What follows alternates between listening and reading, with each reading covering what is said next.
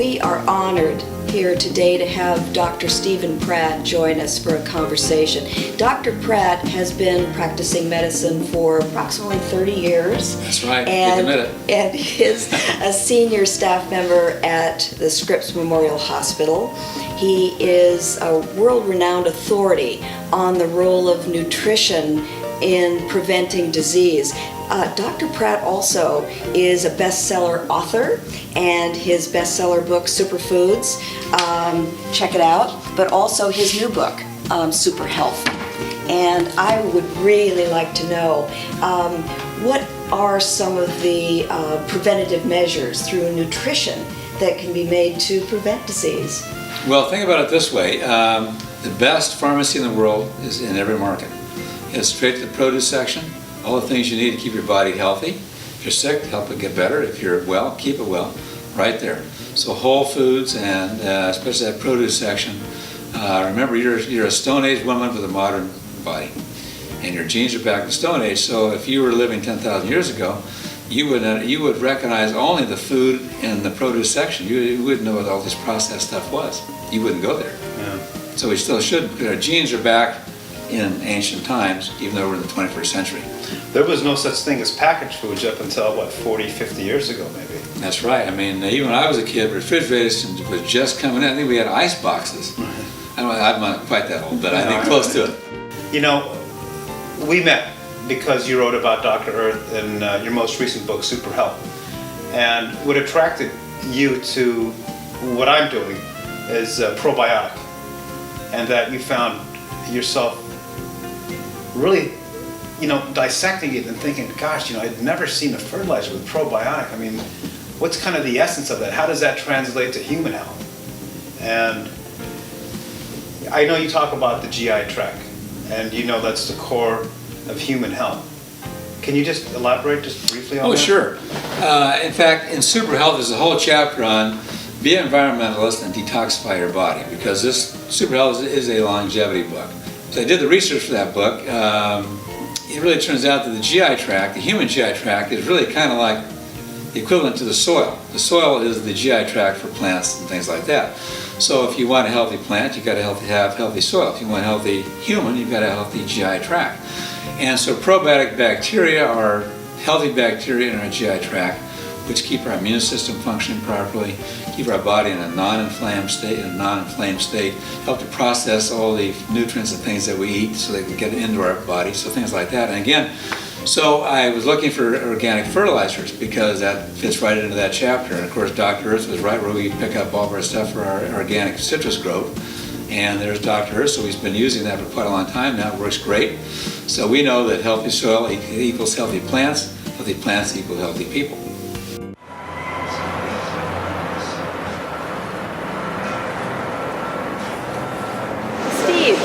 Show me some superfoods. We've got some great ones here, Gretchen. We've got, first of all, some organic cabbage. This red cabbage is so good for you. This is a great anti-inflammatory effect. On our superfood salad, we put red cabbage in all of it. It's got spinach and other things too, but this is very, very good for you. These dark colors are major anti-inflammatories. You want to keep aches and pains away. This is a great way to start off every day, plus cancer. These colors represent different nutrients. So the green cabbage has a little bit different nutritional profile than the red, but they're both very good for you. In fact, best mix have some of each. Going on down here, we have another one of my favorites, which are sweet peppers.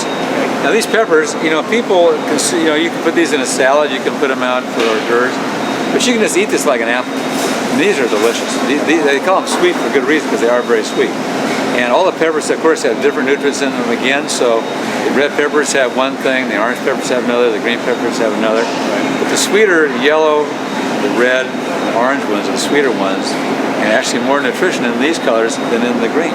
Wow. But again, if you mix up the colors, good for you. These are the best way to get vitamin C. In fact, per mouthful, this is probably the highest source of vitamin C on the planet. Wow. These are something for every home gardener to grow. I've grown all these foods, and some are easy, some are hard. Peppers are easy. Okay. Really, I find no pest in the peppers at all. Great. So I'm not sure why they put so much pesticide on in the store when you just buy them organically. There you go. Or grow them organically. Phenomenal. What else do you like over here, Well, Steve? here we have another one of my favorite foods. We got broccoli. Okay. Now again, this is easy to grow at home. Okay. Broccoli is self-sufficient. It's a very hardy plant. Okay. There are really very few pests in here. And again, you can grow them. And the big problem about broccoli is hard to get at home because when you start growing this stuff organically, Right. out of the garden, you realize how good this stuff tastes. You just break it off, you start munching right there in the garden. Of all the foods on the planet, this is the single best way to prevent cancer. Really, it's that important. So remember, most people worldwide die of cardiovascular disease, heart attack, stroke, and cancers. And for preventing cancer, there's no better food than this. So you can have some raw, but some of these foods you've got to chew. Actually, to get the cancer-preventing properties of broccoli, you've got to chew it. So don't just inhale and swallow. So take a mouthful, chew it up a little bit, and then swallow. And then, of course, cooking's good too because a lot of the foods taste better cooked. But I think some raw, some cooked is a good way to go. You know, one thing I'd like to elaborate on, Steve is really referring to the digestive enzymes in our mouth, and that by helping to digest the food in our mouth before it even makes it to our stomach is a really important consideration, isn't it? It's because it takes 20 minutes to find out if you're full. Your stomach does register being full for about 20 minutes of eating. So Americans eat your whole meal in 2 minutes and you're stuffed, you've had too much food. Right. And of course the digestive enzymes in our mouth are there for a reason, one of which is to help us absorb and break down the foods as we chew them up. So another one of my favorite foods is right here now, kale. For preventing eye disease, blindness, macular degeneration thing, this you've got to have this in your diet. More lutein per mouthful than anything on the planet, so this is great. Lutein is a nutrient that's good for the back of the eye, preventing cataracts, macular degeneration. Also, by the way, there's a lot of vitamin K in here, and we think about keeping our bones healthy. It's not just vitamin D and calcium. If you want to have healthy bones that are pliable and don't break, you need the vitamin K from green leafies. And kale and spinach have the highest amount of vitamin K in any of the foods we consume. For anybody that wants to garden, you want to have a kid grow something in the yard, kale is indestructible. Right. It makes your body indestructible. You can't get sick when you have too much of this. But again, nothing kills or damages kale. I mean, it really grows so easily. So everybody can feel like a super gardener in the garden with kale. Right. Easy to grow. I want to make sure we all understand that Steve, he actually has a farm, has an orchard, grows a lot of stuff himself at home, and that's how we got to know each other. That's why you wrote about Dr. Earth, because he uses it in his own garden. And you grow a lot of your stuff, don't you? Oh, absolutely. We grew everything organically. We took all the grass clippings, all the leaves and stuff like that. We didn't, no synthetic fertilizer at all. Nothing wasted. Nothing wasted, nothing. Phenomenal. The grass, everything went into the yard somehow. Good, good. And, complete the cycle. Complete the cycle, and so I grew up without pesticides, and we've never used them. And it shows. Look how healthy this guy is. Well, I'm still going strong. All right.